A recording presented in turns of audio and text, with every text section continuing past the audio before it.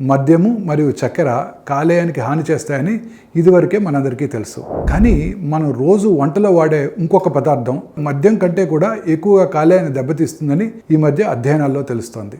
ఎందుకంటే ప్రతి భోజనంలో అది తప్పనిసరిగా వాడతాం. హెల్దీ ఫుడ్లో కూడా అలా కనిపించకుండా హాని చేసేవే ఈ రిఫైన్డ్ సీడ్ ఆయిల్స్, అంటే sunflower, soybean, rice bran, cotton seed లాంటివి అన్నమాట.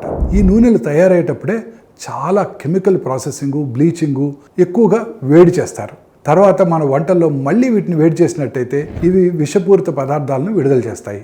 ఆల్కహాలు లేదా జంక్ ఫుడ్ కొన్నిసార్లు మాత్రమే తింటూ ఉంటాం. కానీ ఈ సీడ్ ఆయిల్ మాత్రం ప్రతిరోజు మన ప్లేట్లోనే ఉంటుంది. దాలు, కూరలు, ఫ్రై ఐటమ్స్, ఇంతేకాదు సలాడ్స్లో కూడా. ఇలా రోజు ఈ నూనె శరీరంలోకి వెళ్ళడం వల్ల కాలేయంపై ఒత్తిడి పెరుగుతుంది, కొవ్వు పెరిగిపోతుంది, చివరికి ఇది ఫ్యాటీ లివర్కి దారితీస్తుంది. సో అందుకని రిఫైన్డ్ నూనెల బదులుగా కోల్డ్ ప్రెస్డ్ ఆయిల్స్, నెయ్యి, కొబ్బరి నూనె, ఆవ నూనె, నువ్వుల నూనె కనుక వాడినట్టయితే కాలేయానికి బలమైన రక్షణ లభిస్తుంది. ఇది చిన్న మార్పే, కానీ మీ ఆరోగ్యానికి పెద్ద ప్రయోజనం.